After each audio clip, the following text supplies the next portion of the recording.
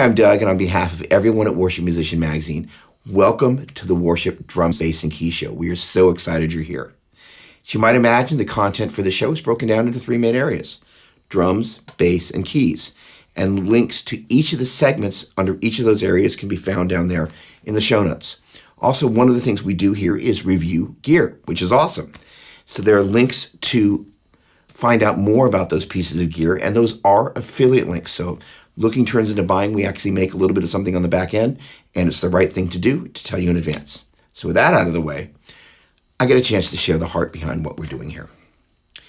Worship teams, when we meet and when we start meeting again, we have a lot of things to get done in a very short period of time. And one of the things that is a felt need is a deeper pouring into of the musicians and teams. And that's something that sometimes there's just not time to do.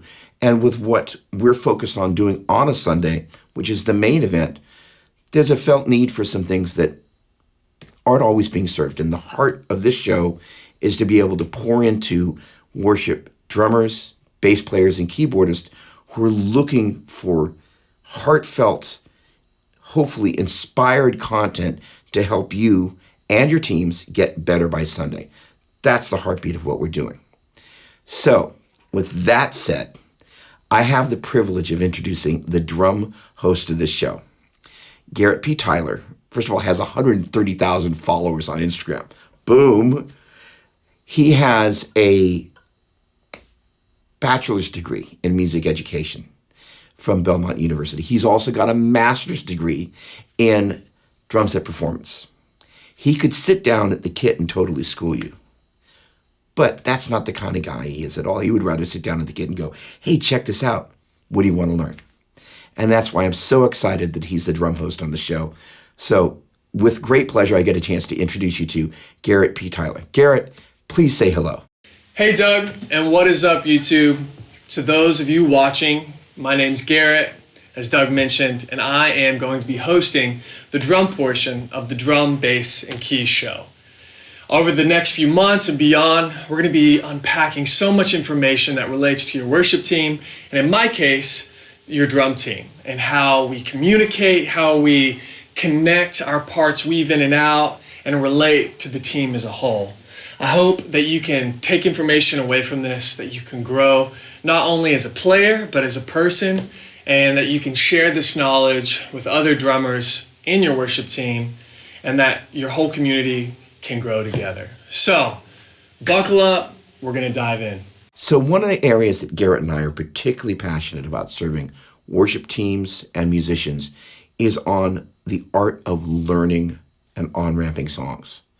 When you think about how a song's actually created, somebody strumming, somebody playing something on the keys, and it's from that the vocal melody and the lyrics come. So if we're not doing our job of playing that fundamental supporting role, the ground upon which that vocal melody was built now is shaky, which means we're not doing the job that we need to do, not only to support the worship leader, but the song and ultimately how that translates to the congregation. So Garrett, why don't you unpack the first step of this? So the learning process is a big idea. There are multiple stages to that. But I believe the first step of any is what I call passive listening. And so passive listening is exactly what it sounds like. It's very casual. It's something that doesn't take a lot of attention. It's passive. And so what that looks like is in your everyday life, just like you listen to any song you love, you listen to the point that you know them by heart. You know the lyrics, you know the rhythm, you know the flow, you know the melody. And basically in your church, when you're given a set list, to me, the first thing you should do is just make a playlist in Apple Music or Spotify or however you want to do that, and just play it throughout your week and just like start internalizing these songs to the point that you're so familiar with them that it's like the back of your hand, basically. This is a step I've done from my undergraduate degree, working with, wind ensemble, the marching band when I was in DCI, all the way to, being in grad school, being in the jazz band, to touring, or even sessions, like working with my band Local Sound when we're putting a set together, or playing with like Christy Knuckles, this worship leader I play with, or even in the world outside of worship music, some of the bands I play for, like Judah and the Lion, for instance. When we're approaching learning a set, I'm just playing that in the background to where I know this song by heart. And I think that is the most important first step and tip in learning, is just be a good steward of passive listening, just listening to music. I'm a huge fan of passive listening because, again, it allows you to live with the songs. When I get back to going to the gym after this whole COVID business, it's one of my favorite places to just throw on the music and just kind of live with it as I'm on the treadmill. It's one of my favorite things to do. If you can find some place to live and listen to the music passively, that's a great approach. Garrett, what comes next? So yeah, personal prep and practice time. This is the step that would come after the passive listening. And into the prep process, we move on to a type of listening called active listening. And just like passive was very casual, active is the opposite. It's being very intentional when we're sitting with the songs, when we're analyzing them, as we're listening to them. That may look like, and from the drummer's perspective, that may look like listening to the kick drum patterns. It's listening to the actual syncopation of a groove. And I'm even guilty of not doing this. Like you get scheduled to play at church and you're given the set list, and we all have busy lives and we're doing other things. And we kind of just do the passive listening part where we listen to the songs and we're like, oh yeah, I kind of know the form. But we never really take the time to learn the actual pushes and the syncopation and the drum pattern, or like if there's a specific tom groove. We might not really dive into the point that we're doing the song justice and we're learning what the drummer wrote, because these artists are in the studio and they're putting so much time into writing a part that enhances the song. And sometimes we go to church and we just don't do that. We don't listen, we don't prep and practice. And this is a tool that the more you do it, it's like a muscle. The more you do it, the better you're going to get at it, the quicker you're going to be. So again, listening to the kick drum patterns, listening to the syncopation of a groove. That's equivalent to the guitar player, listening to the melody and the rhythm of like a key guitar line. If we're not learning the exact parts that were written, we could be clashing with what the guitarist or the bass player is doing, or we could be covering up a vocal line. You're not going to learn how to play like your favorite drummer just by listening. You have to prep and practice the parts. So that would be my thing. Active listening, really dive in. Some people like to transcribe the parts. Some people just like to sit and play to them. Whatever your rhyme or reason, that would be my biggest step in preparation, is dissecting into what the drummer is actually doing and focusing on the kick patterns, the pushes, are they on the toms? Is it a groove? Whatever that may look like, that would be my advice for prep and practice. Rehearsal and practice, there's two completely different things. And again, it's one of the things that a lot of teams aren't great at actually going, hey, this is what makes these two different, which means when you show up and the rest of the team is there, especially, again, that worship leader that's depending on that part underneath them, if we can't deliver that for them in a rehearsal, we make it that much harder for them on Sunday morning. And I know that's not our heart, but sometimes we just don't actually have a strategy about how do we, again, make this better by Sunday, right? And that's our heart. So with that said, let's jump into the show. So, CRS Cymbal Resonance System. Check it out.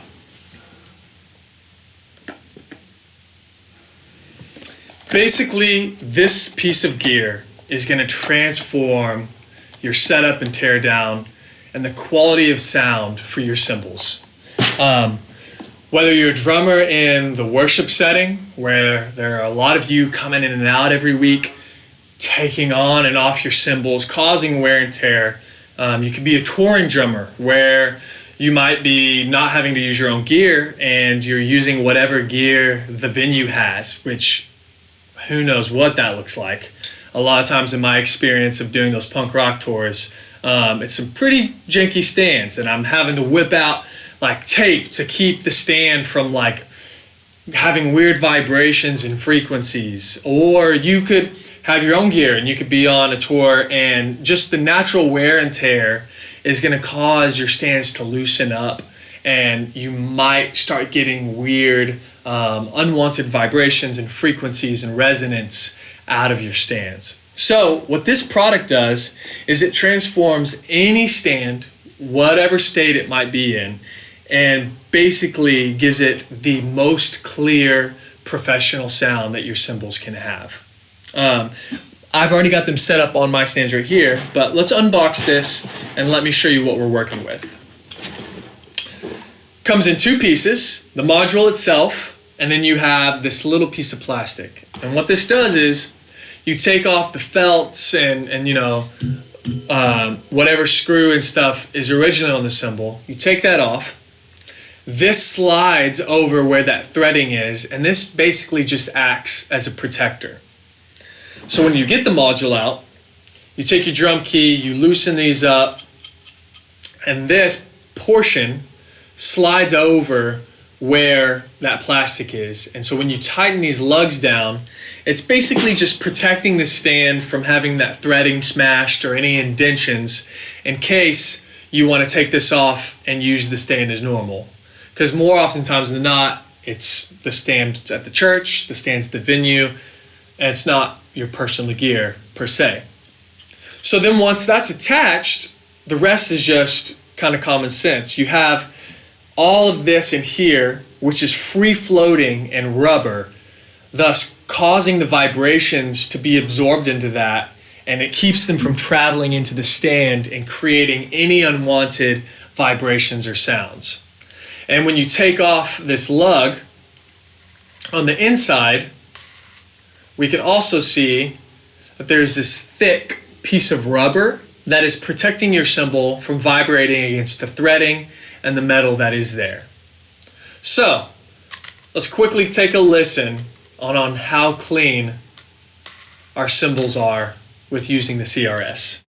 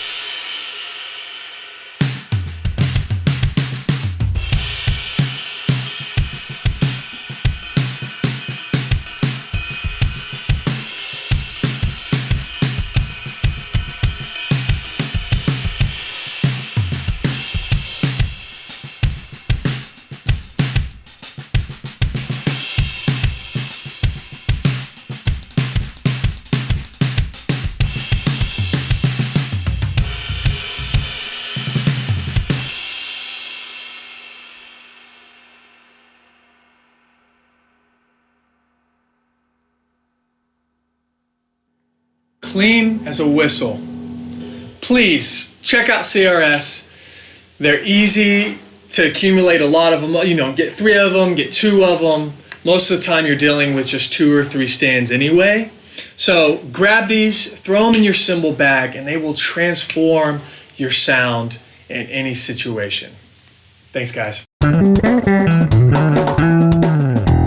So this product I have in my hands right now is called Dialtune. And these snare drums I'd never played before until today. And honestly, they are absolutely incredible. Just the overall concept and everything. I just first quickly want to break down the drum and then talk to you about why this drum is so beneficial. So this thing is so heavy, and that is because of this extreme hardware that we have going on here. You can see the top rim and the bottom rim aren't quite what you're used to seeing, especially with these lugs. So basically what we have going on is this string that's running through both top and bottom heads connected to this dial, hence Dialtune. And there's one for the top head, and there's one for the bottom head. And basically, this first main rim pops off, and that's where you get to a more traditional rim where you tighten the head down. You get a nice even tuning, then you pop the overall protective rim on top. And so the concept is, as you turn this dial, it is evenly tightening and loosening the head for an even tuning at a quick pace. Kind of like a timpani. If any of you guys have ever played a timpani drum that changes pitches, it's evenly tuning the head in one stroke. And so, to me, why this is so beneficial, especially for worship drummers or in your church, is because we have multiple drummers coming in and out that are using different tunings, or we're playing a more upbeat praise song that needs a more medium high tuning for more of a crack and bite. And then we have songs that were recorded, maybe it'd be a Bethel track or whatever, that has a big gushy snare drum on it. And what this allows you to do is, instead of trying to change the tuning mid-song with a drum key that might take forever, you can go from a high to medium to low tuning in a matter of seconds. It is that fast. And so I want to set this thing up real quick. I want to just play through it and show you the versatility of this drum. So let's check it out.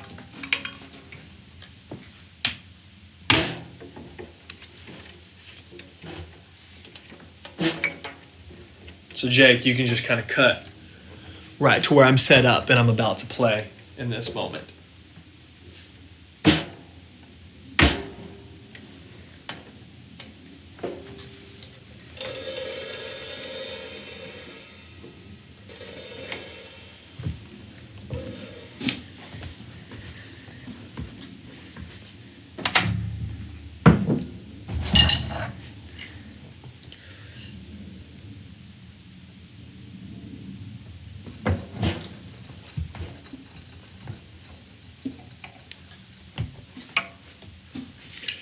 So, now that we got the drum set up, quickly, let me show you what it sounds like open tuning. I know a lot of drummers don't really play their snare drums without some sort of dampening, but I really want you to be able to hear the frequencies so you can hear the pitch going from high, medium, low, and everywhere in between.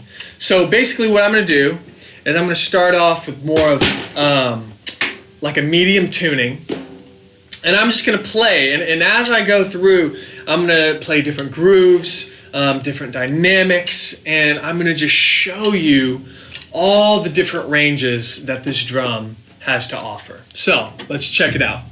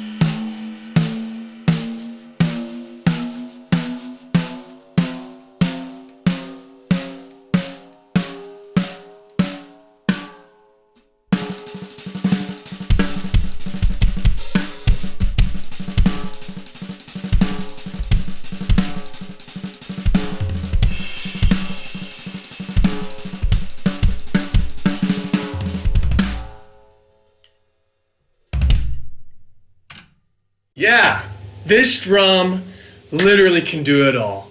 And that was just open tuning. You know, once you get your preferred head on it, you dampen it the way you want. This drum can absolutely transform into any scenario. Whether you're at church, you're on the road, you're in a session, the tone of this drum is at the highest caliber. Please, please, please go check out Dialtune Snare drums.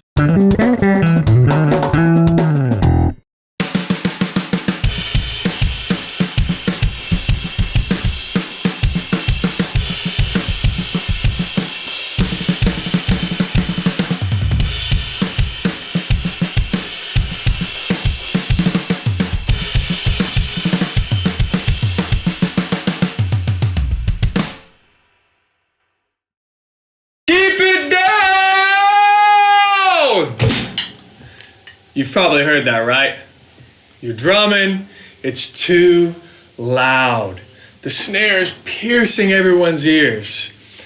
This is what I call the snare problem. So basically, I want to talk to you for a second about some tips, some tricks of how we can take our snare and we can make it more dynamically approachable in a worship space. A lot of times, the drummers playing at church are like yourself, those watching. You might be a professional drummer, you might do it as a hobby. The only time you play at church, the only time you play might be at church. So there are so many different drummers coming in and playing. And whether you're a drummer that likes more hip hop, where you might have a higher tuning with some more like resonance in the drum, kind of like I've got this one right now, if you take a listen.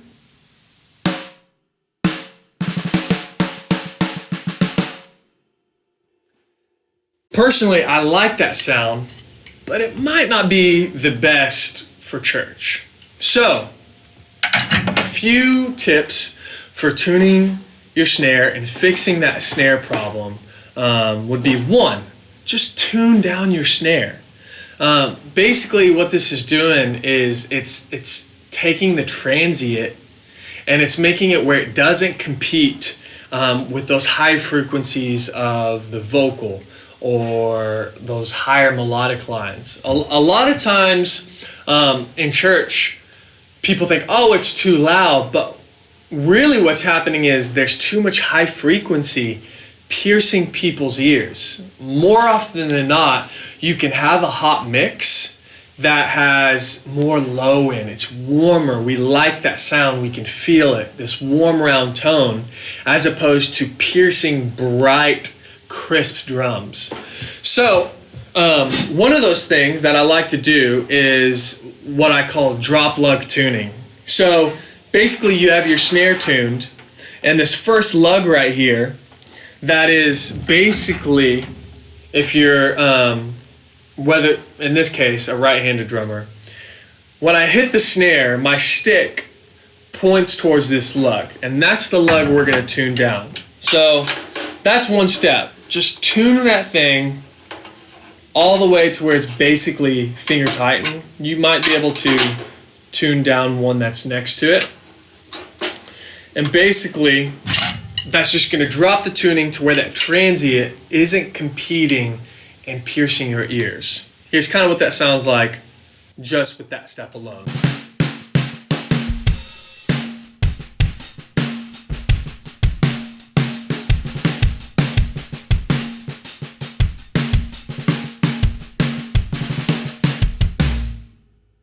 It's a little bit better. It's a little bit lower. That's one thing. Another thing you might be able to do, as you can see over here, is treatment. Some people use moon gels, some people use gaff tape, drum dots, big fat snare drum, whatever that is. I proudly endorse drum dots and this company called Big Fat Snare Drum, but I use them for kind of different reasons. Drum dots or moon gels are good to kind of get out some of those high frequencies and overtones out of the drums. But maybe a quicker option that you can just throw on is using big fat snare drum. So I have a few different ones here that I'm going to kind of show you. One is this thinner ring. And basically, this is going to keep more of your natural tone, but it's going to cut out more of those high frequencies. So even with the drop lug tuning, this is what the drum sounds like. Let's throw this on. And already we're going to hear a difference. Kind of took out some of those overtones. So in the groove context, it's a little bit less of those high transients, and it's a little bit warmer of a sound.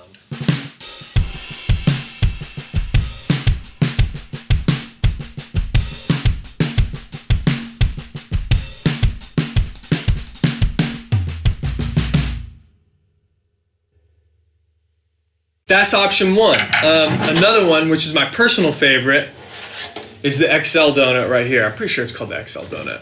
But it's a little bit thicker, so it kind of still lets that natural tone of the drum speak out, but it's almost like there's a compression on the snare, and even more of those high tones are taken out. So I'm going to throw that on real quick. That's what this sounds like. Even warmer, even darker. In context.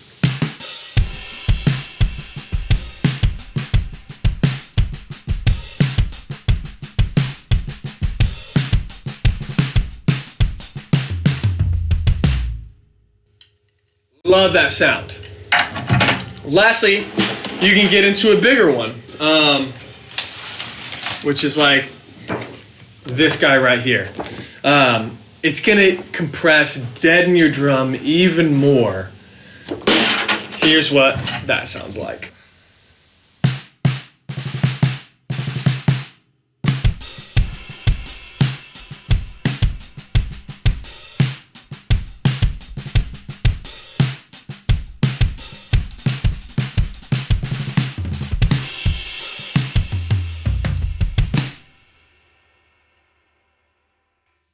So, as you can tell, each sound is very different. I'm going to quickly go from open tuning to down tune it, and then show you some of these different pads in the video. Here we go.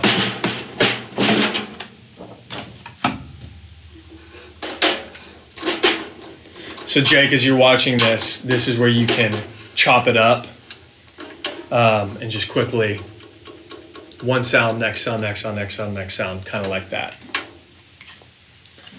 Open, high tuning, how some of the drummers in church might like their snare drum. Especially, this is a steel snare drum. A lot of people are using Black Beauties or like Superphonics, metal drums in their church that are a little bit brighter as opposed to a wood drum. So, check out how the sound changes.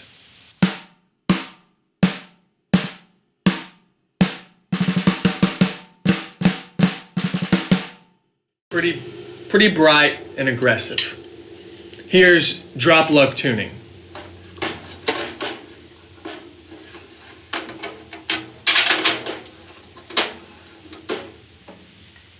Drop lug tuning.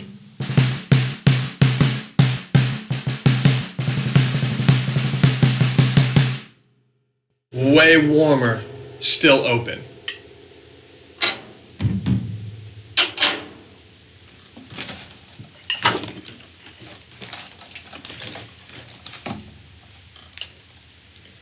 Thin Ring by Big Fat Snare Drum.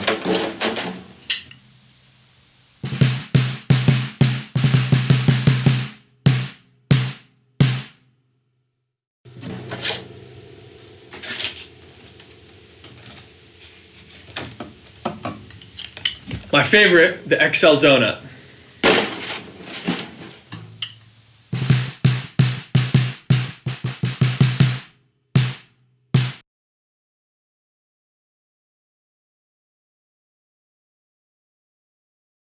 Thicker, more compressed sound on the drum, even less tone.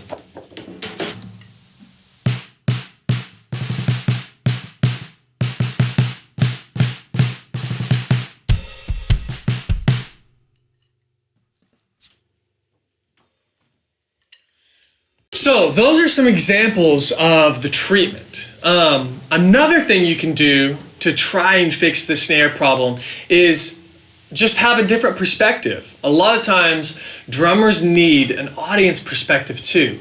So maybe have someone else play your drums at the volume you play and go listen out front. Have a different perspective. A great person to do this might even be the front of house guy, someone that's listening to you week in and week out and knows how you play. That's another great example of to kind of hear like, oh shoot, I am playing really loud. That is extremely aggressive. I need to tone it down. And lastly, this is more like a trick than a tip, but if you're really struggling to bring down your dynamic, gain up the snare in your ears and it will force you to play quieter. But even within all these tips and tricks, I'm going to talk about in another episode, it's just your technique. You might come from a big rock background where you're really laying into the drums, like a lot of worship drummers do. Or you might be coming from like a punk scene. Or you might be a very technical jazz drummer, and you know how to play with a little bit more finesse. Regardless of your background, it is important that in church we are serving the music and we are serving the audience, because in the worship experience, it's not about our pride. It's not about us needing to have a specific sound because we think that's what's best. It's about serving the music and about creating the best environment for the congregation to worship. So, the snare problem. Tune down your snare. Sound treatment like drum dots, moon gels, big fat snare drum. Have an audience perspective. Have someone jump on your kit where you can go and listen to what the drums actually sound like. Or gain up your ears so it's forcing you to play quieter. Clearsonic, drum shield, baffling, panels, all of the above. When does it make sense to have this? Your church might have an orchestra. It might have multiple drummers from different backgrounds and perspectives, some with better technique than others. Regardless of the scenario, don't hate the shield, hate the lack of dynamics and the situation that's gotten us here to use them. But anyway, all jokes aside, that might have been a little harsh, but it's true. There are so many different backgrounds in the church to where we would need something like Clearsonic drum shields. But not only in church, you see professionals out touring using Clearsonic drum shields, from acts like Stevie Wonder, all the way to, like folk Americana groups, pop groups. Regardless, people are having to use these shields to help control stage volume. And that's basically all they're needed for. It's to give a better product to the audience, to the congregation, to the listener, to make the overall worship or listening experience better. So from the drummer's perspective, it can really feel sometimes that we're in this fish tank or we're kind of isolated, but try not to view it as that. View it as I'm putting my pride aside and I'm trying to serve the situation at hand. So we're about to talk with Larry Schedler, and he is the VP of Sales and Marketing over at Clearsonic. So, Larry, thank you so much for joining us. Thanks for having me, Garrett. Clearsonic has been in business for just under 25 years. Have you been offering drum shields since day one? Yes, the owner, Brian Smith, is a sound engineer and drummer. He saw the need, so invented the clear acrylic drum screen and started producing them in a garage. Over time, he's added more and more size configurations. In looking at the reviews on the Sweetwater website, it looks like most of the customers are churches, all of whom were super happy with the purchases. The comments also revealed sometimes the room is as much of a problem as the drummers who don't know how to play at an appropriate volume. Is that why your most popular kits include CSP panels, Sorber baffles, as well as a lid? The CSP acrylic panels reflect sound away from the audience and other stage mics, but they don't do much to reduce volume.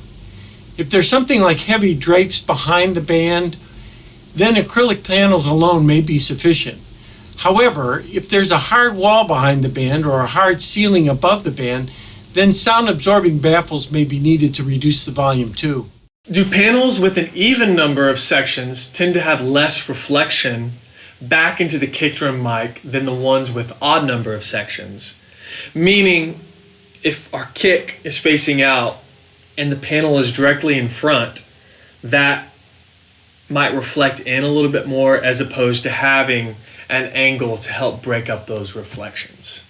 I wouldn't say that. It really depends on how the acrylic reflecting panels are arranged or angled relative to the sound source and their microphone position, or if absorption baffles are being utilized between the CSP panel and the microphone.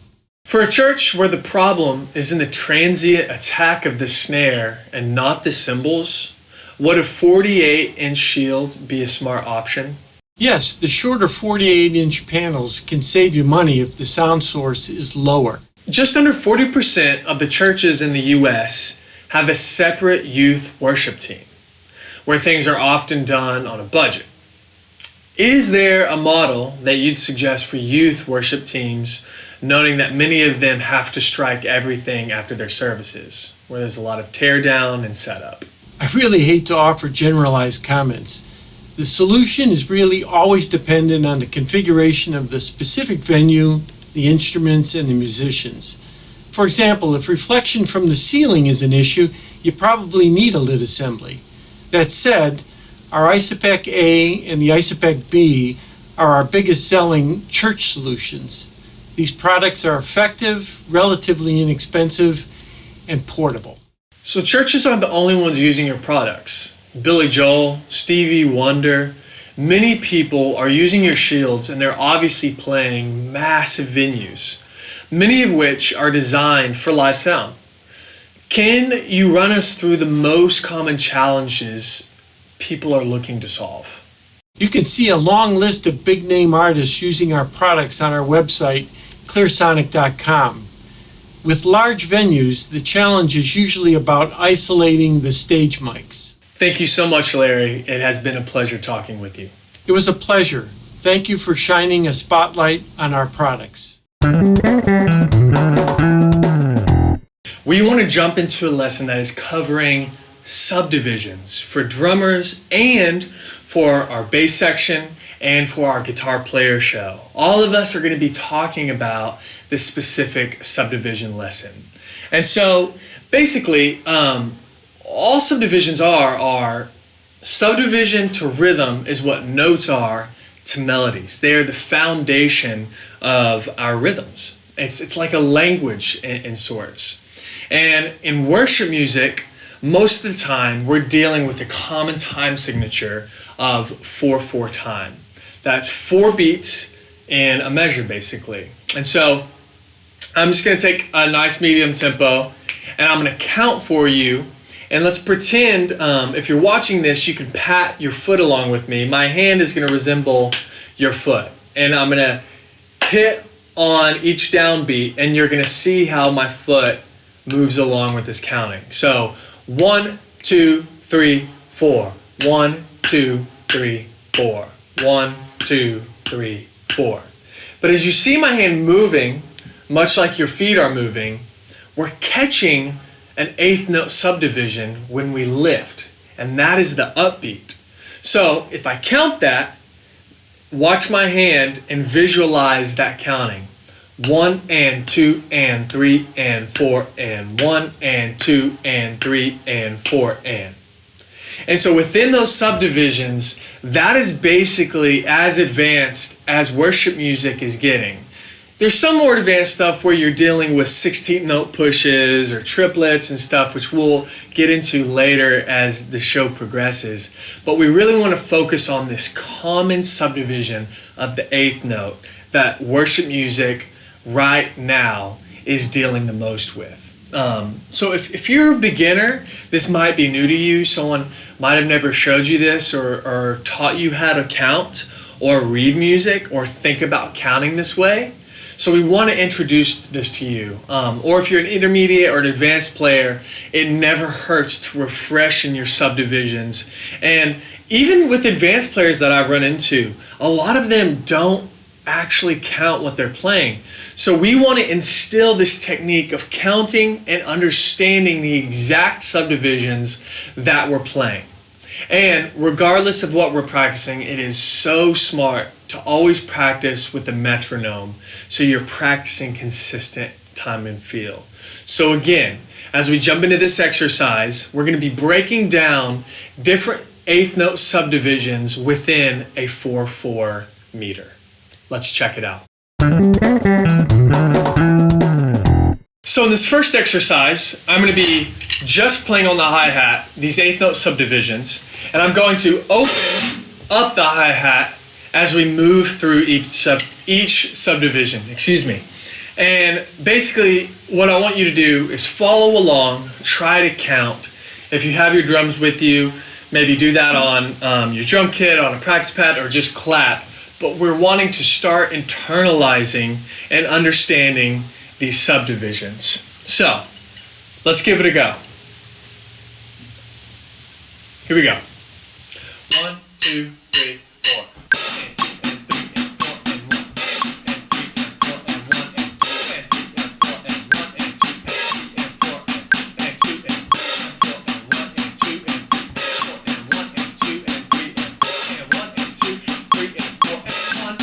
Again, and 1 and 2 and 3 and 4 and 1 and 2 and 3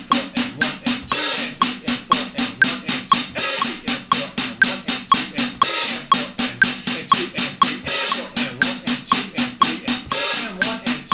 3 and 4. So we're at 120 BPM, and I basically just took you through each eighth note subdivision in a 4/4 meter. So now that we have exercise 1 under our belts and we have this concept of these subdivisions, let's apply that to a groove so we can connect with our fellow bass players and guitar players and kind of start putting this thing together. So what I want us to play, still at 120 BPM, is eighth notes on the hi-hat, 1 and 2 and 3 and 4 and. We're going to have the back beats, which if you don't know what those countings are, those fall on beats 2 and 4. That's going to be on the snare drum. And then our kick is going to be playing beats 1 and then 3 and. So this is kind of like that Beatles Ringo Starr classic rock groove.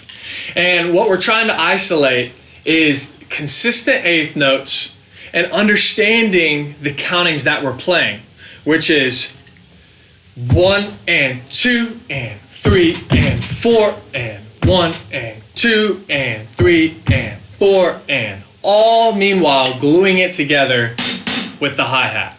So let's give that a go and follow along. 1, 2, 3, 4.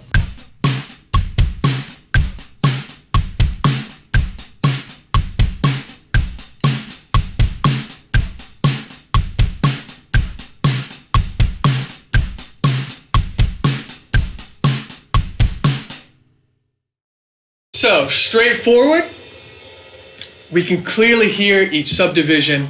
If you need to go back, rewind, and rewatch that, please do so as needed. And let's start incorporating this with our fellow bass players and fellow guitar players. Thanks, guys. MultiTracks.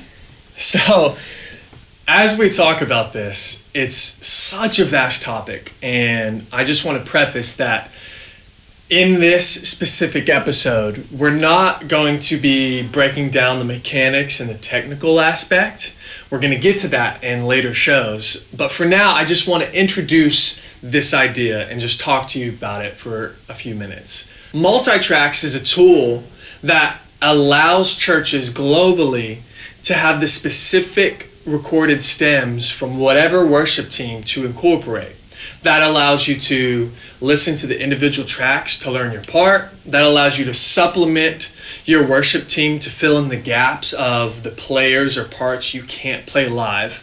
And it's just a way to enhance the sound of your worship team to give your church an overall better musical experience during worship. So what does that look like from the drummer's perspective? In my case, when I was in Arkansas before I moved to Nashville, I had no idea how to work a DAW system or build tracks or do anything like that. So for those of you watching who have never done anything like this, we're going to start small and we're going to work our way through and show you how to do this.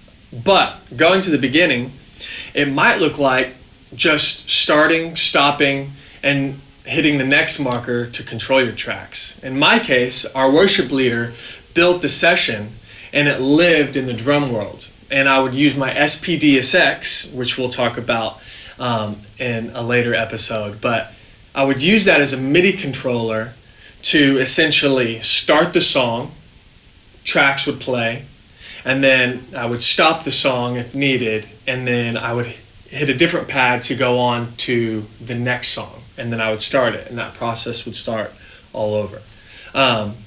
And basically, that is one place to start to dive into building tracks, working with the DAW system.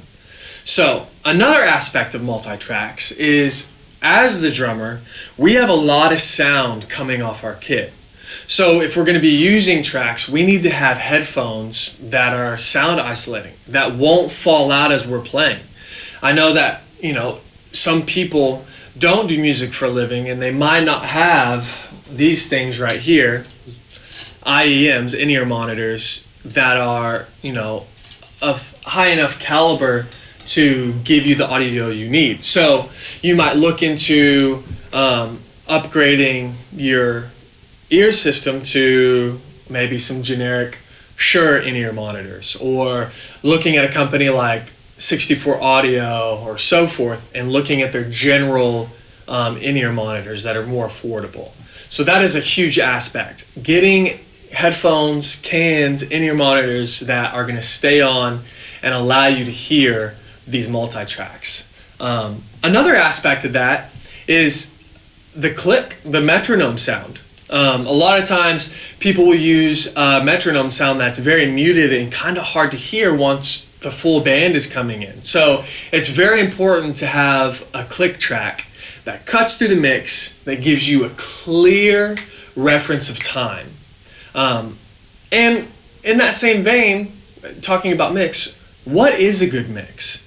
These are all things that we're going to be talking about moving forward. Some people like the drums really hot, the vocals down low, and the multi-tracks super heavy. Personally, I like my in-ear monitors to sound like an album, to sound like an even balanced mix of what I would hear if I just put the album on. And then lastly, multi-tracks and learning this process of running a session, having MIDI controllers, incorporating this. This is a great way to you drummers that are watching to serve the drummers around you while you're growing your craft. So overall, MultiTracks is an incredible tool to raise the bar for your worship team, to enhance a better sound, to start learning about using MIDI controllers, using DAW systems like Ableton Live, to start really dialing in your mix and accumulating gear that is going to allow you to perform and lead worship to the best of your ability. So if this is something you're interested in and you have questions, please reach out and let us know, because we would love to talk to you more, and we're going to be talking about it more in future episodes. So that's a wrap for the drum portion of the Drum, Bass, and Keys show. I really hope you guys have found this useful, have found tools that you need to grow as a drummer and to build your worship team from the inside out. Again, my name is Garrett Tyler. It is a pleasure to be hosting this. I want to give a thanks to Doug and the team at Worship Magazine. Be sure to tell your fellow bass and guitar players about what we're doing over here. And don't forget to subscribe and ring the bell if you haven't already. We'll see you next time. One of my favorite things about this show is I get a chance to hang out with some of my favorite bass playing friends. In this instance, David Curran from Lauren Daigle's band, who, if you haven't seen that band out on the road, holy cow, when that tour gets started again, if you haven't seen him, you gotta go. It's just some of the best rhythm section work I've ever seen. And of course, David's the guy that played that amazing lick on Do It Again, right? Just such a great player and an equally awesome guy. Also in this segment, we got my buddy Dom Liberati, who is the bass product owner for Ampeg, Line 6, and Yamaha. And Dom set David up with the 50th anniversary SVT to take out on the road with Lauren. In fact, David was the first touring bass player to use that amp out on the road. How cool is that? So Dom is going to host this segment. So if you would be so kind, Dom, take it away. David, thanks for joining us. So where are you on tour today? Calling from Greensboro today, so not too far from my hometown, so it feels good to be back here. So can you run us through your signal chain, starting at your basses? I know you're using a lot of different basses on tour. They all look amazing, and I want all of them. So here we have my basses for the Untitled Chapter tour. We're going to start off with, this is the J&J Signature Mustang. I really dig it. It sounds really great. Got some flat wounds on there. It's killer. So up next we have my Elliott Black Sparkle PJ. It's really great. Andy had this refinished. This is his first bass he's ever made. It's PJ style. So I mostly use the precision pickups. Sometimes I'll throw in the J-bass pickups to get some clarity, but definitely my number one. This is another Elliott P-bass that we have out with us. It's the PJ style. This is a red sparkle, as you can see. This has been my main bass for a long time. I love it. Custom wound pickups. I always try to have the hip shot detuners on those. They're great. Here we have a Mod Shop jazz bass that I just got for this tour. It's I'm kind of custom made it from the shop. It's got 60s custom shop pickups, the classic 70s neck on it. It's really light. I use this for the opener, first two songs, because we have them in a interesting key. So I kind of need this to be dropped down a whole step and still sound great. So last but not least, we have the Gretsch White Falcon Tom Peterson bass. This thing rules. Short scale, beautiful inlays. It's really great. Nice off-white. I use this off and on in the set when it calls for a nice old school hollow bass sound. It's one of my favorites. So here we have my pedal board. So I use wireless, so it's going from the wireless into here, and move the light. Compressor pedal going into the HX top, and here is kind of my master control where I have different amp sounds, different bass patches. I keep everything simple, like for the most part. You know, I have the red PJ Elliott, the black one, the jazz bass, the White Falcon, the Mustang. So when I'm switching basses, they're all different settings, all different sounds. So I keep this, I kind of level off everything so everything is the same volume. Because switching between a jazz bass and a Falcon, there's gonna be tons of tonal differences, and I try to keep it all consistent just to make everything easier at front of house. From there, going into the Noble tube direct box, and then XLR out to front of house, and then this lead, this 1/4 inch, is going straight to the amp. So it's still, I don't split my signal, I just send two signals. that are the exact same thing. One's the direct box signal, one is the amp signal. So going out of the Noble, we're going straight into this amp right here. It's the new Ampeg 50th anniversary. It's awesome. Channel 1 is a 1969 voice. And then channel 2 is 75. Right now, I'm jumping both channels. So what that means is I can kind of control both channels at the same time. The 69 was known for their mid-range. Really great dirt mid-range. So I'm really utilizing that, as well as controlling channel 2, utilizing the headroom and the treble and bass controls using the ultra low. So I'm getting a nice blend of solid mid-range mixed with some good headroom to give me some good clarity in the top end and the bottom. Last but not least, using an Ampeg 212 cabinet. I really love the simple cabinets, which is with the big speakers. Since we're only miking one speaker, I think let's just get a really good sounding speaker. Don't need the 810 where it's just a pain to move around. This is just really great. I love the bigger speakers, get a bigger sound. So yeah, there you go.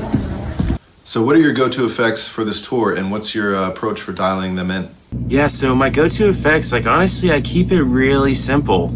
You know, I still believe like when it comes down to bass, just getting just the bass sounding great. I mean, I'm using really great equipment. I'm using a Noble direct box, a tube direct box. I'm using the SVT 50th anniversary. It's like honestly, you get a good bass plugging into those things. Like you don't really need to do much more than that. And that's kind of the hard truth with all these guys. You know, I talk to a lot of bass players that are like, in order to sound good, I probably need 20 different things, and it's like you really don't, you know. And the HX Stomp does so many stuff with it, you know. It has so many amp models, presets, delays, reverbs, EQs, compression. It can do everything, and for me, I kind of use the bare minimum of it. Like I really just kind of dial in my levels, maybe tweak a few EQ things. There is a song where I use a little bit of chorus and like an octave pedal that's built into the HX Stomp, just to kind of give it like a, you know, I still want it to give like a sub bass feel, but still have the real bass in there, so you can kind of control the blend of like what you want. So I mean, but that's kind of it. Like I keep it really simple, because the less things that you have going on, the less things that could go wrong, you know? So if my bass isn't sounding great, I know generally I just need to tweak one thing and it's there. If I have 30 different things going, you know, it's hard to tell what's the problem with that scenario. But like I said, you know, effects, I would say it's all dependent on the music that you're playing. If I'm playing, you know, in a more rock band or you know, something, I might change, like maybe I'll use more fuzz or use overdrive, but it's really based on just, you know, what are the songs that you're playing and how to serve the song the best way. So yeah, but I mean, I love effects. I love what they can do for a song, and I love that the HX Stomp for me is kind of the my control center, where if I rather have it and not need it than need something and I don't have anything, you know. So that's kind of how I view it. It's good to have it, not need it. So some bass players may not understand why you're using HX Stomp in front of an SVT. When we spoke the other day, you had mentioned using preamp models as opposed to full amp models or amp and cab models with the cab modeling as well.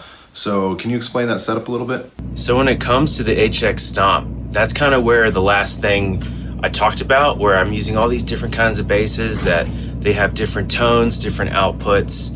You know, I can't just plug in the Gretsch if I have all my settings set to the Elliott, because the Gretsch sounds completely different. It's a louder instrument. So one of the big things that I love using the HX Stomp for is just consistency across the board with my levels, my tone, everything. If I put a little bit of work in on the front end before I go out and play, For example, like I have pretty much the entire set mapped out on the HX Stomp. So I create a patch for the first song, the second song, the third song, and I just literally click the bank button to the next one.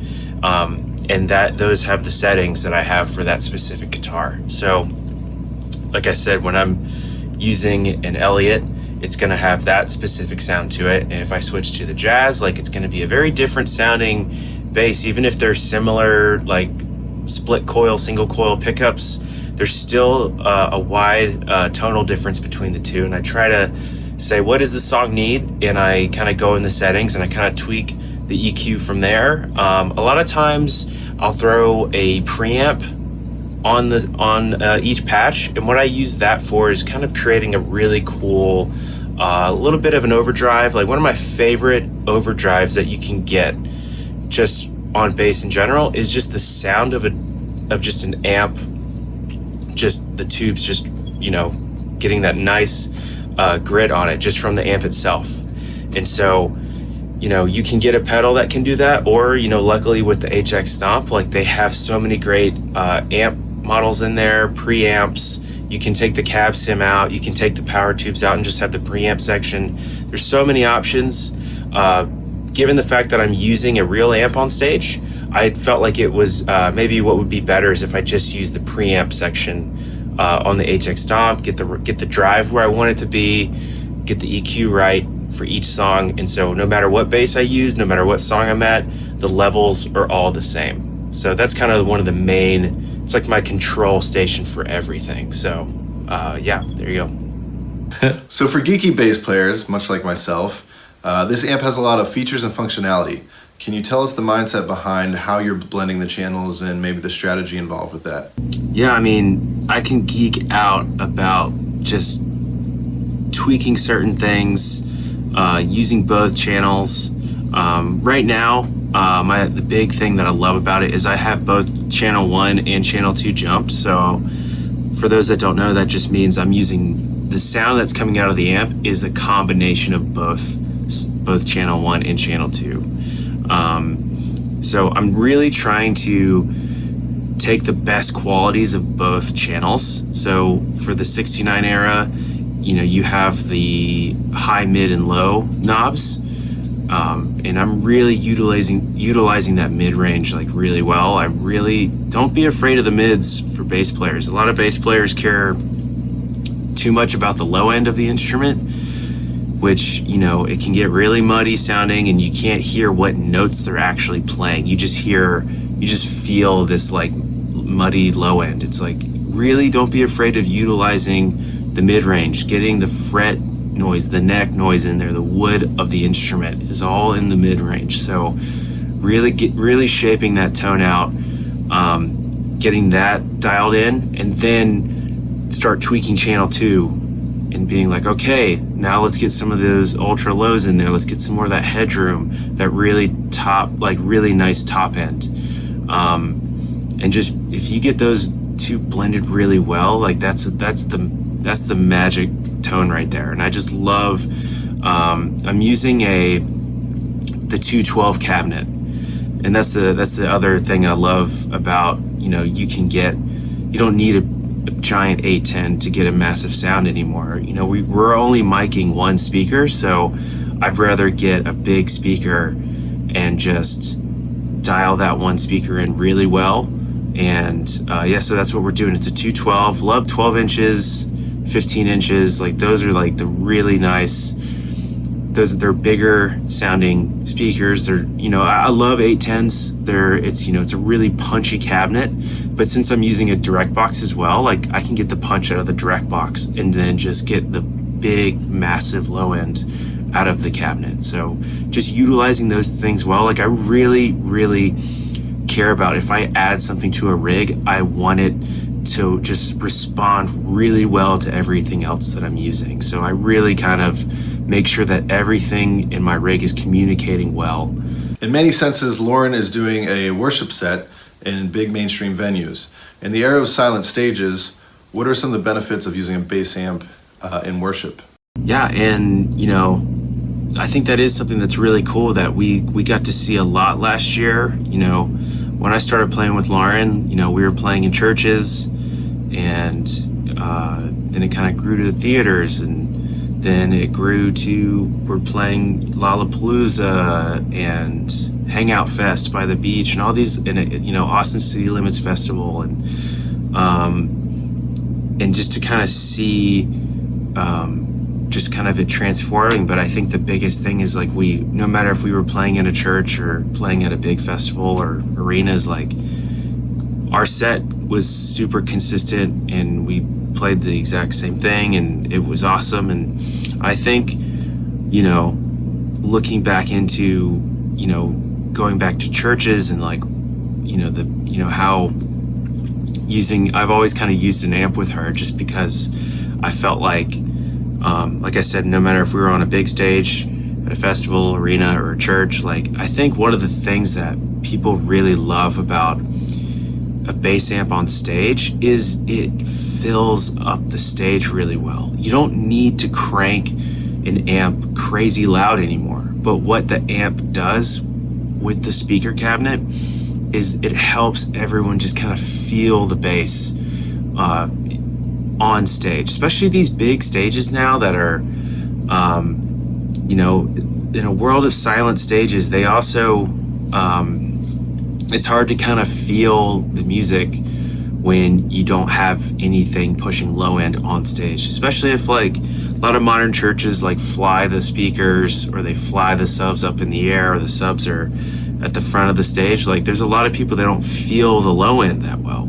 And I think when you can have something on stage that's just kind of moving air on stage, I think it really helps the band just kind of get locked in a little better. It's just, it helps you not, I think for the bass player, it changes how they play because they feel it more. They don't have to worry about, turning themselves up so much in their ears where they can't hear the rest of the band. I think just things like that, it actually does really help the band dynamics when people can feel the amp on stage.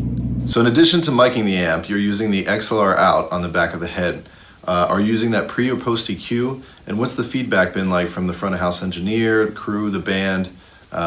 Really excited to hear how that's been working out for you. Yeah, so when I found out that I was going to be bringing the SVT 50th anniversary out on the road, I was honestly just completely humbled.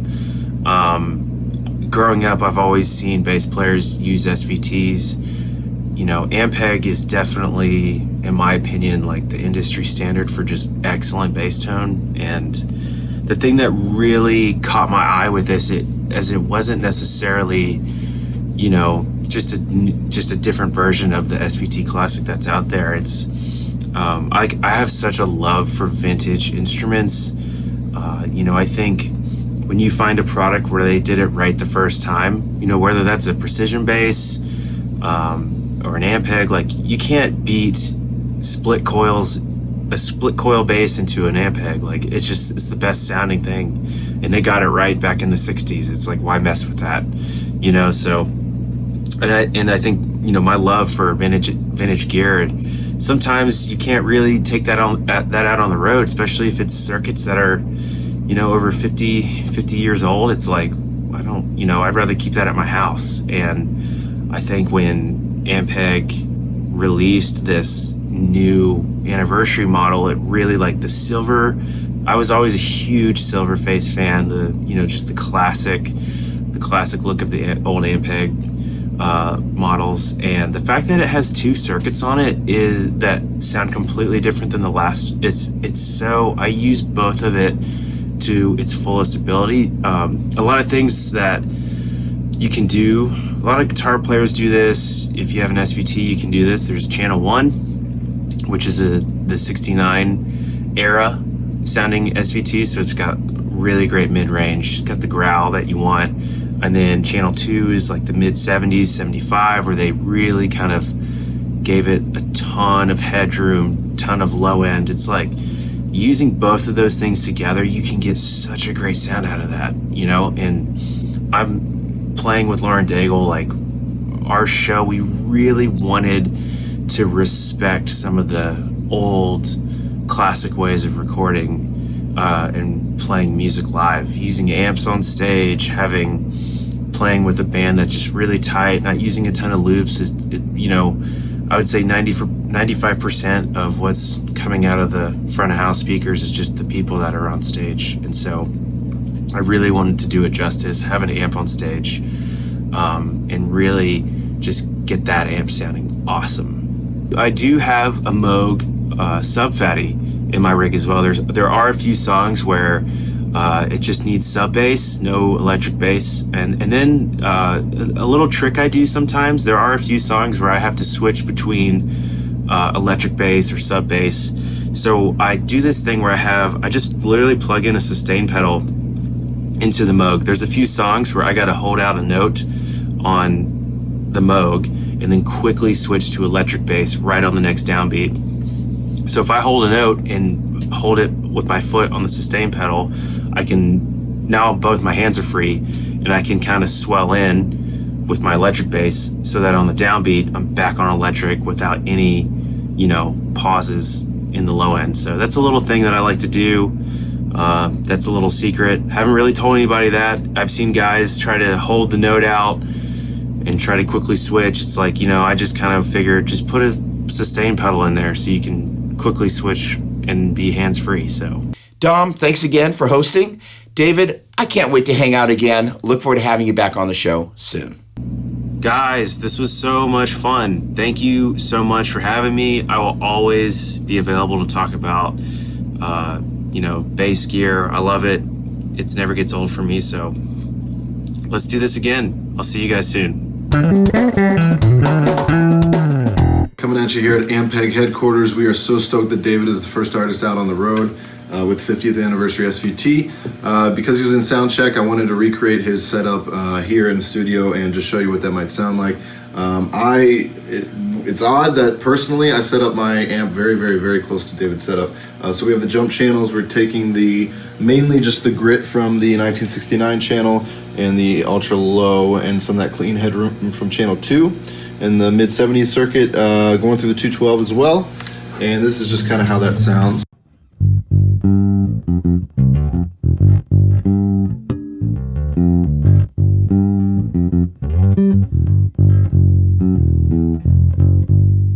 So here's channel 1, the 1969 channel, totally flat on its own, no ultra highs or ultra lows in at all.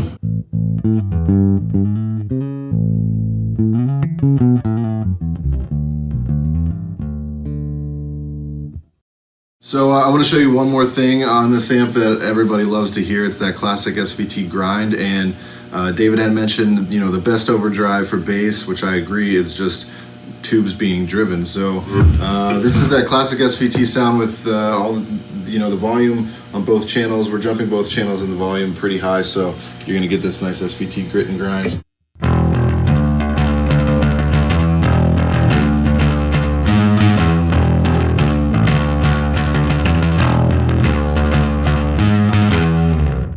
That's really why you buy an SVT.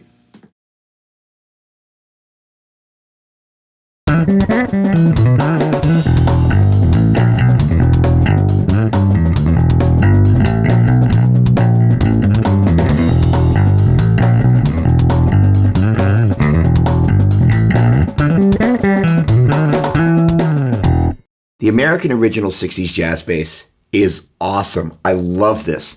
It's essentially what you would get if you walked into a music store in 1964, the year I was born, so I'm kind of smitten with this thing, and you picked up a jazz bass off the wall and played it. The body radii and the neck radii are identical to what you got in 1964. Probably the only significant difference is the fingerboard. It's got a 9.5-inch radius as opposed to a 7.25-inch radius, which means it's just a little bit flatter, a little bit easier to play. It also has vintage tall frets, so it makes it, again, more playable. Speaking of playability, it's a kind of a large instrument, but it's got a small width at the nut, and the neck itself is not that big, so for female players, this is a great instrument. It's going to look big, but feel pretty comfortable. All right, so the hardware is completely era appropriate as well. So cool to play. It's kind of got the reverse winding, if you will, on the tuning gears, which is so cool. It's got the ground strip there to ground the pickups. If you're not familiar with a jazz bass, you can kind of think of it like a P bass with an extra pickup. This volume control goes with this pickup, the neck pickup. This volume control goes to the bridge pickup, and this is your master tone control. In that first demo, I had everything all the way up, but then backed off the neck pickup just a hair, and this is where the magic of this instrument really happens. There's an interactivity in the way that the things blend together that's really not quite like just pulling the volume of the neck pickup down. Something happens in the tone as well. Such a special instrument. Now, the interesting thing is that if I take the bridge pickup all the way out, which is what we're going to do in this next demo, it sounds an awful lot like a P bass. Let's check it out.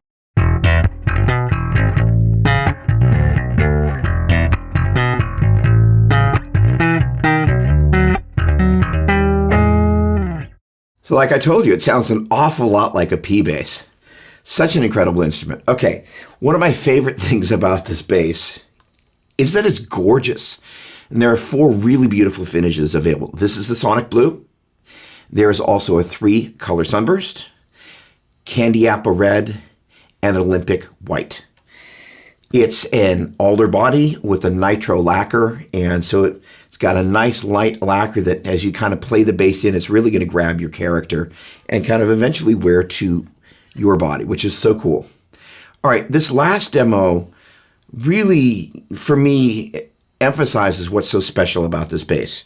We're going to go over to the bridge most pickup. We're going to take out the neck pickup altogether. And if you take the tone control and back it off about 30 to 50%, you get this wonderful melodic voice that this instrument is just completely unique to a jazz bass. All right, as a reminder, if you want to find out more about this instrument, follow the link down below in the show notes. And let's check out this last demo.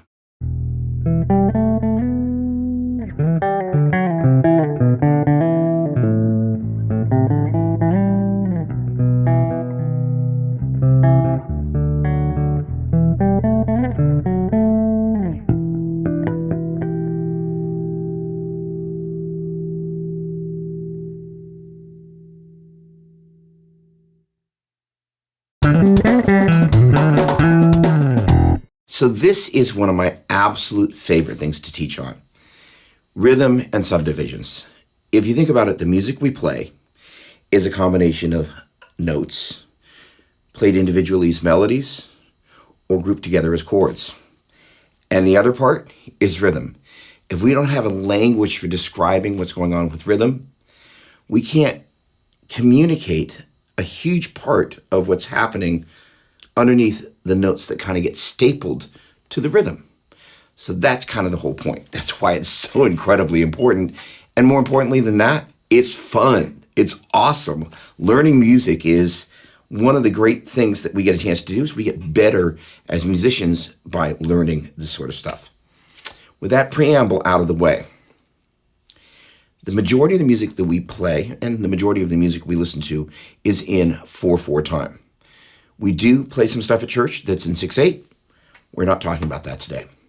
So as we're listening to our favorite song, our foot's kind of tapping along, and sometimes our hand is going to tap along with it. And really what's going on is it's going 1, 2, 3, 4. And it's actually going 1 and 2 and 3 and 4 and. And so 1 and 2 and 3 and. That and that's after 3 is the and of 3. 1 and 2 and 3 and. So here's the deal. Let's say the drummer's hitting some groove, and you're like, whoa, that's awesome. But let's do that in the 4th cycle. That is to say, we're going to go 1, 2, 3, 4. Okay, if we don't have a way to count 1 and 2 and 3 and, we're just kind of, can you do that thing that you did there? But, that's the whole point here. So we're going to go through a trio of exercises that are going to be really valuable. They're going to give us a language to describe all that stuff.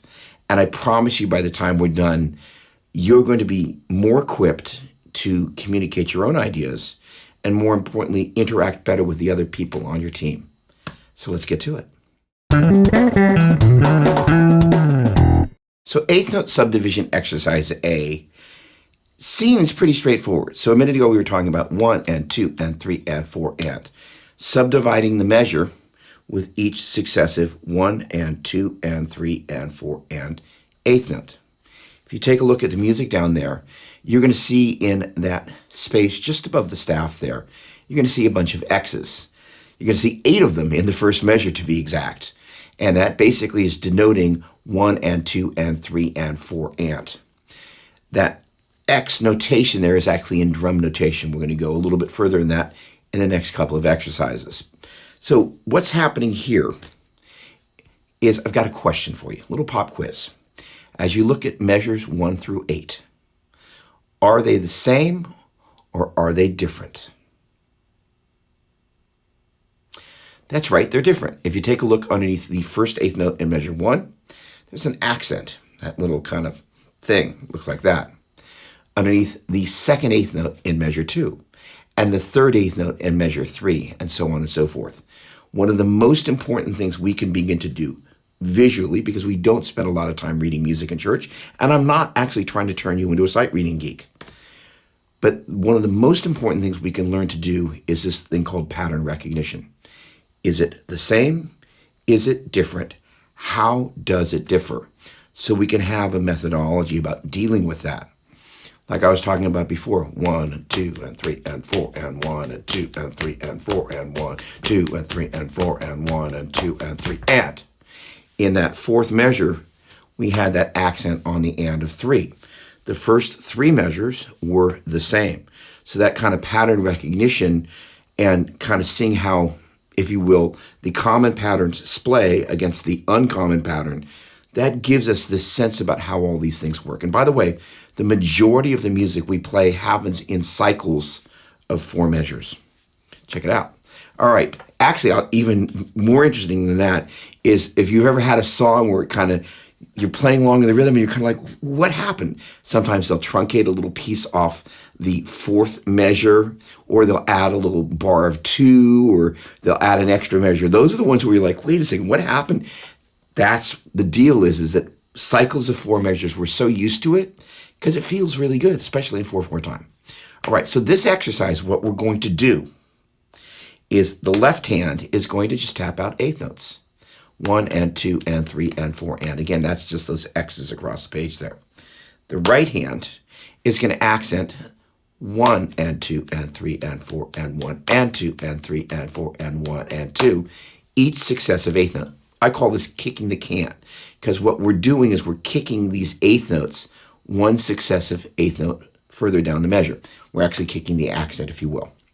All right, so what's going to happen again, I'm going to hit the eighth notes here as if I'm hitting a hi-hat, and this is where I'm going to accent the accented one. I'm going to go through all 8 measures, and then you're going to join me. Here we go. 1 and 2 and 3 and 4 and 1 and 2 and 3 and 4 and 1 and 2 and 3 and 4 and 1 and 2 and 3 and 4 and 1 and 2 and 3 and 4 1 and 2 and 3 and 4 and 1 and 2 and 3 and 4 and 1 2 and 3 and 4 and 1 and 2 and 3 and 4 and 1 and 2 and 3 and 4 1 and 2 and 3 and 4 and 1 and 2 and 3 and 4 and 1 and 2 and 3 and 4 1 and 2 and 3 and 4 and 1 and 2 and 3 and 4 and 1 and 2 and 3 and 4 and. All right, awesome. Great job. So let me give you one little pointer that'll be a real help that I was doing. On the odd numbered measures, I was leaning to my left. 1 and 2 and 3 and 4 and. Even number measures, 1 and 2 and 3 and 4 and. And what that allowed me to do was to know that the downbeats were always when I was leaning to my left, and the upbeats were when I was leaning to my right. What that allows me to do is kind of have, a minute ago I was talking about the kind of the feel of the way the measures feel. 1, 2, 3, 4, 2, 2, 3, 4, 3, 2, 3, 4, 4, 2, 3, 4. So I'm kind of leaning to the left, leaning to the right. You begin to kind of feel as the cycle goes around. Now, as it turns out, in looking at that, we basically had 2 cycles of 4 measures happening there. And to express that whole thing of the kick the can, it actually took 8 measures to do it. But the point being is you can really kind of begin to feel when each of those kind of, if you will, 4 measure cycles comes around. 1 and 2 and 3 and 4 and 1 and 2 and 3 and 4 and 1 and 2 and 3 and 4 and 1 and 2 and 3 and 4 and. Okay, so the point being is that when you get used to thinking of music like that, it gets a lot easier. Moving on. Great job. Now, one of the really important things about what we're doing is the implications of what happens in an ensemble environment. When we start playing together, again, as a band, as a team, hopefully we're going to be able to take some of this stuff in there. If you already know this, awesome. Never hurts to kind of reinforce that stuff. But if this is new to you, I'm super excited to be working with you. This is like one of my favorite things in the world to do, right? So here's the deal. Your average acoustic guitar playing worship leader strum in some pattern that's actually a little drum pattern. And they have somewhere between 4 and 8 patterns usually that they do that almost never have anything to do with the actual drum pattern of what's actually being played. Word. If you're a drummer, you know exactly what I'm talking about. So herein lies the rub, is that your average worship leader doesn't necessarily know the language of subdivisions, which is why we're providing this type of training. Our ability to be able to go, hey, you know, you're doing this accent on such and such a beat, allows us to start a conversation in love, of course, go, hey, we're going to make this sound better if you kind of catch that kick drum pattern. So we're going to show you a kick drum pattern. And so as a perfect example of this is what I call, well, it's not only what I call, it's the Sgt. Pepper drum beat. Like Ringo drops into, you know, the beginning of Sgt. Pepper is like, that groove is awesome. It's also one of the most common drum grooves ever, which is why we're going to play it. Now, as you take a look at the music notation down below there, we've added a couple of things, and I want to walk and talk our way through that. Again, we already see those 8th notes across the top there, so that's awesome. As a matter of fact, let's take a moment and look at those 4 measures. You already know what I'm going to ask. Are they the same or are they different? They are the same. Hey, this is easy. So really, when we begin to think about music, if we know that they're all the same, we memorize one thing and do it 4 times over for those 4 measures. Again, having that methodology about looking at things like that is huge. Okay, now, that said, looking at measure 1 there, because we don't need to look at the other measures until we're actually looking at the other measures as we're kind of playing through the piece there. Bunch of 8th notes across the top, 1 and 2 and 3 and 4 and. If you were to draw a line straight down from each of those successive 8th notes, you can see that on the downbeat of 1, in the first space of the staff there, that note would be F. And because this is drum notation, that's actually a kick drum. It means on the downbeat of 1, there's a kick drum. That is to say, the bass drum, kick drum, because they kick it with a pedal that, yeah, you got it. All right, nothing on the and of 1. On 2, you're going to see that there's a note in the 3rd space. That by name is C, and that would be drum notation for a snare. So we've got 8th notes going the entire time. We've got a kick happening on the downbeat of 1, snare happening on 2. As you continue along, you're going to see that our next hit, other than the 8th notes, is a kick drum on the downbeat of 3, then the and of 3, and a snare drum on 4. So basically, in addition to 1 and 2 and 3 and 4 and, we've got 1, 2, and 3 and we got 1, 2, 3, 4. What we're going to do is we're going to play through that. I'm going to start off, and then you're going to join me. In measure 1, I'm just going to play the 8th notes, even though it's written with all the stuff. We're just kind of fine-tuning here for a moment. It's a great way to break things apart. I'm going to play the 8th notes on my left leg. I want you to do the same thing. That's analogous to playing the hi-hat. The kick drum is going to be on the back. I guess you call that the back part. It's going to be on your thigh. And the snare drum is going to be up by your knee. Now, why on earth would we do this? Well, if we can internalize what it feels like on a kinesthetic level to play that drum kit, when we watch the drummer playing it, especially if you're playing bass and you're back around the backside, you can watch where the kick drum is hitting. And you actually watch the left-hander if they're crossing over, if they're right-handed. And then you watch the hi-hat hand and the snare. This translates to exactly what they're doing, which means when you watch what they're doing, you will have the kinesthetic connection because you've already played it yourself. And then visually, you'll be able to go, I know what they're doing. They're doing the eighth notes on the hi-hat, or they're doing quarter notes on the hi-hat. And you'll be able to look at their kick drum pattern. And because we can go 1 and 2 and 3 and 4 and because the last time we went 1 and 2 and 3 and 4 and 1 and, you know how to count your way through the measure. All right, so we're going to play through that 2 times. I'm going to play it on my own. I'm going to start off with the eighth notes on the hi-hat, kick drum, snare, the whole thing, and then you're going to join me for the eighth notes on the hi-hat, then so on and so forth. Add the kick drum, I should say just the kick drum, then the snare, then the whole thing. Again, hi-hat, kick drum, snare, whole thing. Me first, you second. 2, 3, 4, 1 and 2 and 3 and 4 and 1 and 2 and 3 and 4 and 1 and 2 and 3 and 4 and 1, 2 and 3 and 4. Here we go. 1 and 2 and 3 and 4 and 1 and 2 and 3 and 4. 1 and 2 and 3 and 4 and 1 and 2 and 3 and 4 and awesome. Moving on. So now we're going to combine eighth note subdivision exercise A with Le Beat. We're going to play Ringo on our lap here. Of course, that could be any drum beat, but in this particular case, we're imitating what Ringo might do. Right.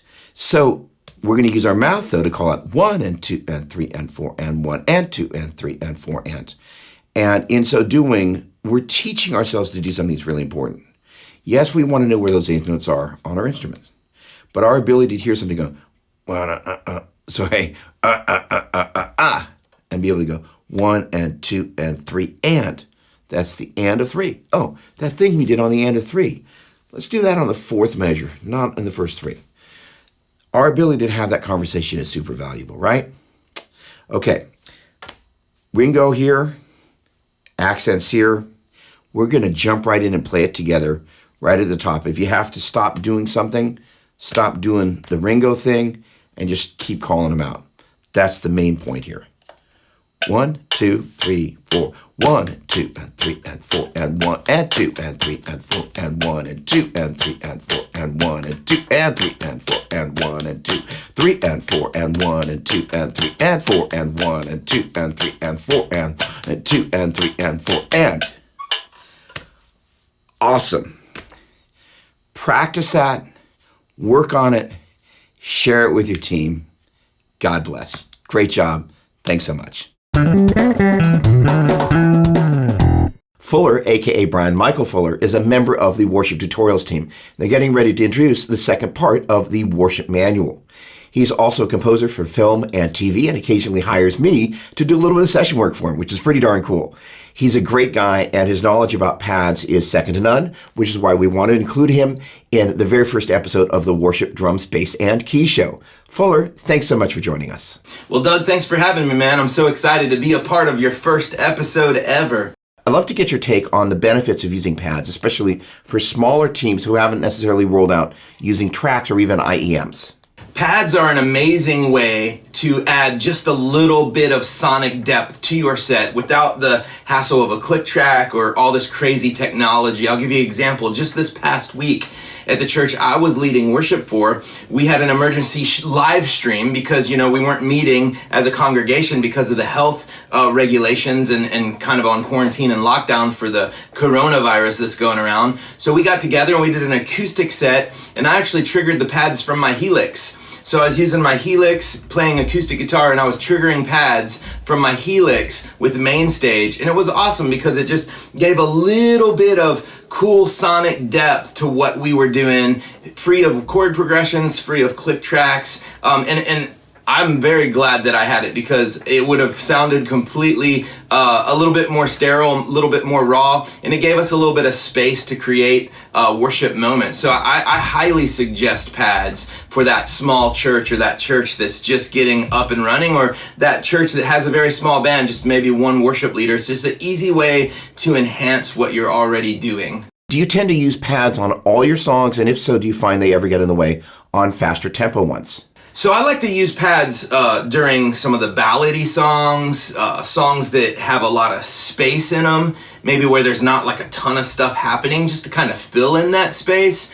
I have certainly used them on up-tempo songs, especially in an acoustic set. Just this past weekend we did Fierce, which is a pretty mid to up-tempo song. I had pads going pretty much the whole time, and it didn't interfere at all. I think what you want to be careful with more is when there's a lot of instrumentation happening. If you have 3 guitars and 2 keyboards and drums and 5 vocalists, that's when you want to be a little bit more mindful of things. And it's just like anything. You want to treat the pads like a musician, and you don't want them to overplay. So I think just treating the pads as another musician is a really important kind of approach to looking at it. That way you can make sure that you're not overusing them, or you're not using them at places that don't need them. As you pointed out in your recent article in Worship Musician, there are lots of different people who can potentially control the pads. Can you talk about that? So the question is often who's going to control the pads, right? And I mean, and in its most basic form, pads are just an audio file, starting and stopping. So anyone technically could do that, but what is the what is the best way to do it with your setup and your technology? For me, there's a lot of pros and cons to having a band member do it, as opposed to having a production person do it. In the article that I wrote for Worship Magazine, we talked about you could have, a lot of times the keyboardist will do it, which makes a lot of sense, because the keyboardist already has probably MainsStage set up. They already have a computer in front of them. They're stationary. They're not moving around. So it's probably the most practical thing for the keyboardist to control the pads.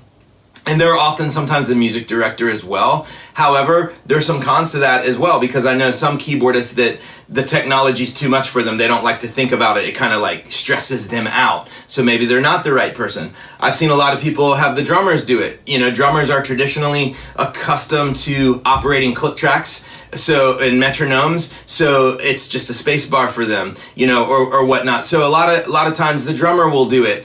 Obviously, worship leaders like to have control, because you're the one that's really kind of feeling the room, and the congregation, and you're probably the most consistent person on stage.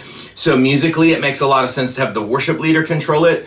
The con with that is that it takes away from the moment. It's distracting, having to press things with your feet most likely, and click the right key and do all this stuff can be a little distracting. It's nice to have the control, but at the same time, there are moments where I've done this where I'm like, man, I wish I wasn't doing this, because it's just kind of taken me out of the moment.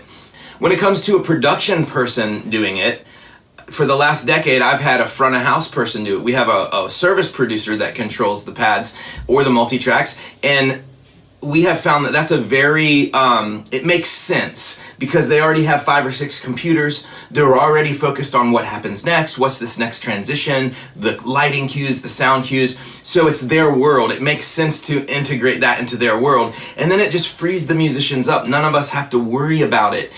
Now, the con to that is you have to over communicate. You have to plan it out. You have to make sure that you're on the same wavelength as this person, so that they know when it's time to bring them in and take them out. It just takes a little bit of training, a little bit of chemistry, a little bit of maybe body language to learn how to communicate, from the stage to the person in the back. But it's a beautiful thing. I've seen that work really well. And the cool thing about that, you have all your computers back there, so you don't have to run a bunch of extra cables. You can just pop it into the front of the house board. Love to get your take on how we can potentially on-ramp anybody who might be interested in running pads, not necessarily somebody even that's just a musician or doing sound. Well, I think it's important in ministry that we are empowering people to lead. I'm constantly looking for ways to get people involved. You may find people that maybe aren't musically at a place where they can join your worship team. Maybe they're not a killer guitar player or killer drummer, but they have some really good administrative skills, or they're very organized. Those are people that you can pull in and train them to do things. I would rather have a super organized administrative person running my pads or running my click tracks instead of a super musical person, because administrative people think differently. And so, in my last tenure at my previous church, for 10 years, it was me and this lady who was super organized. Her name was Sarah, and she was very administrative, very organized. So she was the left brain, I was the right brain. Together, we made a great team, and we were able to kind of read each other, but things happened really well, very few mistakes ever, because we were able to use people that had different gift sets. I think sometimes as musicians, we surround ourselves with other musicians or other artists, and if you're not careful, you can create a team that has one specific type of person. But what we want to do is we want to leverage these gifts. You don't want a worship ministry full of just creative people, because if you have that, then you'll always have a bunch of great ideas that never get executed. You want, just like a nice corporate leadership structure, you want people that are D's and I's and S's and C's on the disc desk. You want different personality types so that your team can compensate for the lack or the strengths or weaknesses of the other people. You have one organized person here and one not organized person, but this one's super creative and this one's super organized, and together they can accomplish a lot of great things. So I would encourage you to always try to find spots on your team where you're missing something. Look at your team and go, what do we need? Man, maybe we need more organization. Maybe we need this, maybe we need that. And then find some people who have those skills and bring them onto your team and help them get plugged in. Because at the end of the day, making music is not our goal. Our goal is to empower people to serve the kingdom. In this episode of the show, we've got some great stuff with David Curran, who not only plays bass, but also does synth bass with Lauren Daigle. My question is this, is that in your recent article in Worship Musician Magazine, you talked about all the people who could potentially start and stop the pads, but you didn't mention the bass player. Why is that? Well, I love bass, and I know, Doug, you play bass as well, really awesomely. I think bass is one of those things where bass players actually make really effective music directors. I've known quite a few music directors who were bass players. I've known quite a few music producers, and I'm sure you have too, Doug, that were actually bass players. There's something about being a bass player that gives you an ear for production. So I do think the bass player is a great person. I guess the only reason I never mentioned it is because I've never used the bass player to trigger pads or MultiTracks. I know bass players like to groove and they like to focus on the music and the drummer, but I think having the bass player do it would be great, because often bass players aren't worried about changing patches and changing sounds for this next song and stuff. So I could see a bass player having a dedicated foot controller that could trigger this stuff, and that could be his game. And I think that's a great idea, actually. And I think I'm going to explore that, Doug, and steal that idea from you. So thank you. Regardless of who's starting or stopping them, what are your suggested best practices for on-ramping the use of pads with teams? I think like any new technology, you want to do it slowly. You want to cast a lot of vision for it, and you want to make sure that you don't just go from 0 to 100. I think a good way to start incorporating pads is just to slowly start using them under some transition moments where maybe the keyboardist is already playing or the guitar player is already playing, and maybe just one time in a service, and just get used to that, get used to the feel of that, get used to the vibe of that. Use it between transitions. Or maybe you're going to do an acoustic version of Amazing Grace. That'd be a nice time to just bring in a really soft pad underneath it and kind of start feeling that out. What you want to do also when you're using pads is, I see this done a lot, is you don't overdo it. Don't turn them up too loud, because if pads are too loud, they're super overpowering, they're super epic, they're super cinematic, and it can get a little awkward. You want pads just low enough to where you can kind of tell something's happening, but you're not sure. And when they go away, you notice, but you don't want them to be like, oh my gosh, here comes the pads. So I think when it comes to on-ramping, where I would start is just using them at really low volumes until you can find that sweet spot. Don't just crank it up. And here's the other thing with pads, always fade them in slowly over time. Like a nice movie score, you don't want to notice the music's there until, oh my gosh, wow, there's music here, I didn't even notice that. That's what the whole concept behind pads are. And a lot of the pads that you can purchase, like the ones from Worship Tutorials, they have an automatic fade in. So you want to make sure that you have an automatic fade in so that it's nice and smooth and kind of ramps up. The biggest train wreck is playing the wrong key. that can be bad. There was a situation about a year ago, a good friend of mine who's a worship leader, they had pads going in B from the previous song, and the keyboardist forgot to turn them off, and the next song was in C. And right now, Doug, I know you're probably cringing at listening to an interval of a half step drone over top of it. And so they were playing a song in C while the pad was droning in B. It was bad. That was a train wreck, and it took them a while to figure it out, and then they turned it off. But again, that was actually from a lack of training the person who was running them. So that was a train wreck. Another train wreck, not necessarily a train wreck, but when I'm expecting pads and they're not there, that throws me off as a worship leader, because if I'm planning to maybe teach from a scripture or pray or just kind of create a moment of worship, and I'm really relying on those pads to set the tone, and they're not there, that really throws me off. So I think those are probably the two biggest kind of red flags to watch out for when it comes to pads. The wrong key and them not being where they're supposed to be. I think those are the two main problems. Thanks again for joining us, Fuller. Always a pleasure. Thanks, Doug, for having me. Good luck with the show, and I hope to be on in the future episodes. You're killing it, man. Thanks for all you're doing for the worship community. David Pfaltzgraff is the founder of Sunday Sounds. We use his stuff at my church, and he's done so much to help worship teams get a dramatically better sound on Sundays. He's also going to become the official host for the keyboard part of the worship drum, bass, and keys show, which I'm super excited about. David, with that said, welcome aboard. Hey, thanks for having me. I'm excited to be here. As I mentioned a moment ago, my church is using your sounds for MainsStage, and it's making things much better. That said, not everybody is necessarily familiar with what MainsStage actually is. So let's start there. Yeah, so MainsStage is an application available on Mac computers that you can get in the App Store.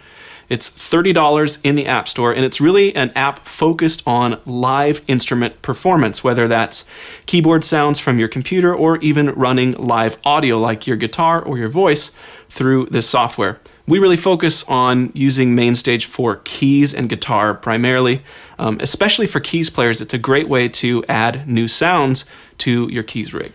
Although it's obviously going to differ from team to team, is there kind of an average amount of time it takes people to get up and running using MainsStage?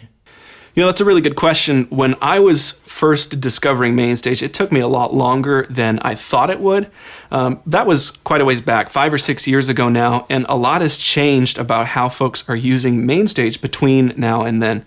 I think the main thing that held me back was I was kind of isolated and trying to figure all of this out on my own.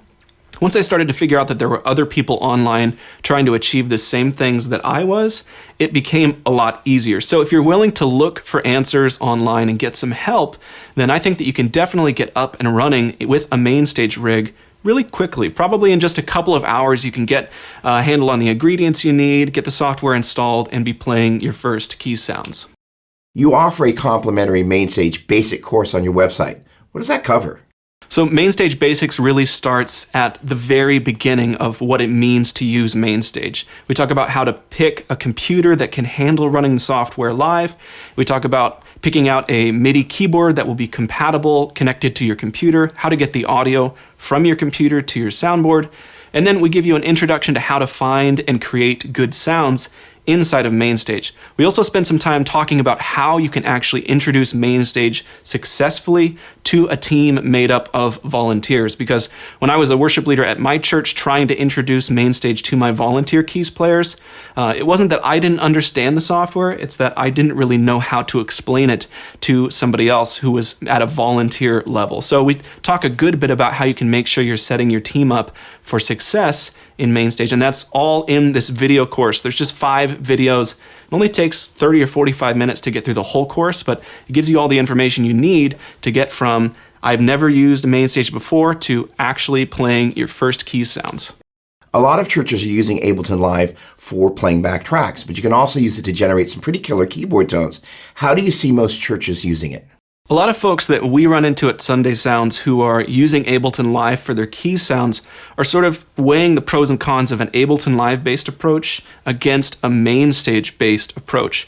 And that's a tough question because MainsStage is really visual. It's pretty darn simple to understand because everything is on screen. But there's some stuff that Ableton Live can do that MainsStage just isn't designed to do. So Ableton Live is really powerful. You can do lots of cool automation stuff, and it's really rock solid reliable. Another reason that Ableton Live has a leg up in some areas over MainsStage is that MainsStage only runs on Mac computers, but Ableton Live will run on Mac and Windows-based PCs. So if you're running tracks in Ableton already, and if you have a computer powerful enough to do that, it's really simple to figure out how to add keys sounds that you can play live on top of your existing tracks, projects, and sets inside of Ableton Live. So you don't necessarily need to learn MainsStage. If you're already comfortable in Ableton, you can get a lot of the same end results in the software that you already have. You guys created the Sunday Keys template, both for MainsStage as well as Ableton Live.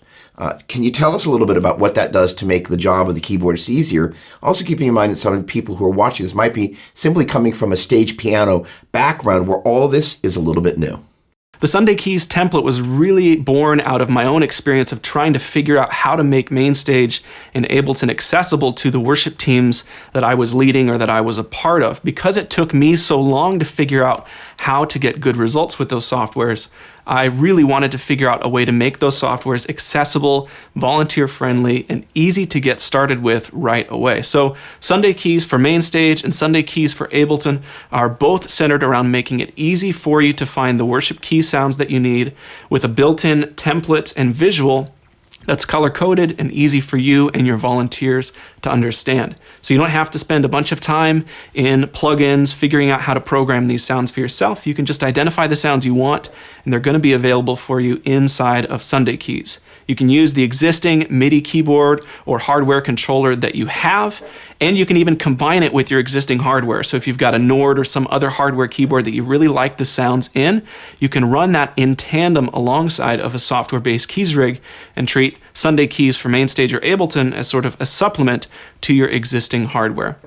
The other element that makes Sunday Keys sort of special is that we've included a lot of really helpful and simple video documentation to answer common questions and make sure that you and your volunteers are really comfortable and confident with how the keys rig is set up to work. So Sunday Keys is really focused on making it easy to sound awesome and simple and safe for you to entrust with your volunteers.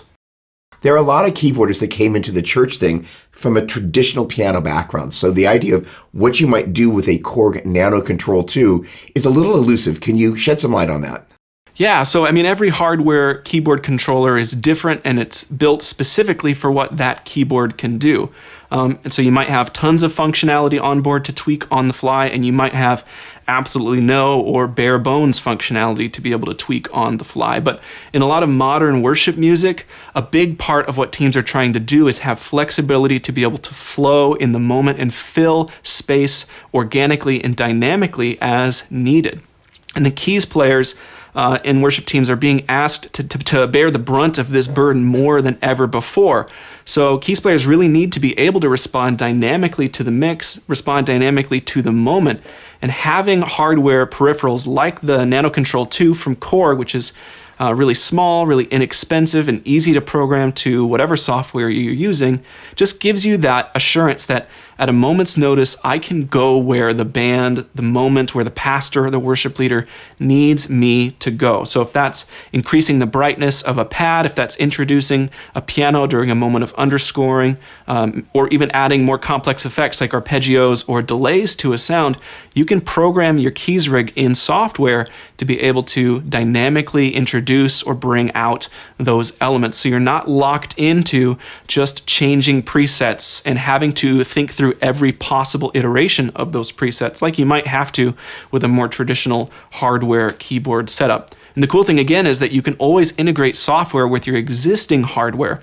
So if you have a keyboard you really love, you can use software on top of and alongside of it and get the best of both worlds. And that's really what I'd recommend if you're thinking about diving into software for Easter, for an important time of year. Maybe consider a hybrid approach for a while so you're not removing all of the known variables, but you're adding some additional stuff on top of what's already working for your worship team. David, thanks again for joining us, and I can't wait to see you on the next show. Hey, thanks guys for having me. You didn't think I was going to let you leave without saying goodbye. Thanks so much for checking out the show. Really appreciate it. Episode 2 is almost undoubtedly going to be done as a live stream. That will obviously be repurposed after the fact, but we would love to be able to hang out with you in person. So if you haven't already, please subscribe to the channel and don't forget to ring the bell. Also, please let your team know about what we're doing here. We want to help serve them as well. Awesome. Thanks so much, and God bless.